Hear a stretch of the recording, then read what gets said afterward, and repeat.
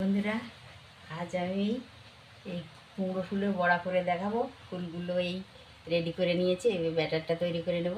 এই যে বড়া করার জন্য ব্যাটারটা তৈরি করে নিয়েছি। এবার কড়াইয়ে তেল গরম হয়ে গেছে, এবার একটা একটা করে দিয়ে দেবো।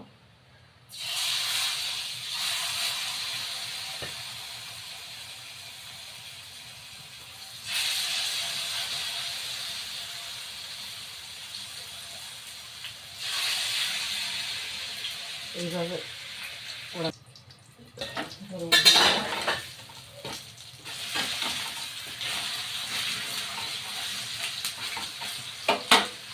এইভাবে সব বড়াগুলো।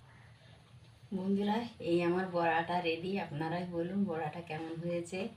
আর আমি ডেলি 4টের সময় ভিডিওটা পাবলিক করি, কিন্তু এখন গ্রামে হচ্ছে না, নেটওয়ার্কের প্রবলেমের জন্য দেরি হয়ে যাচ্ছে।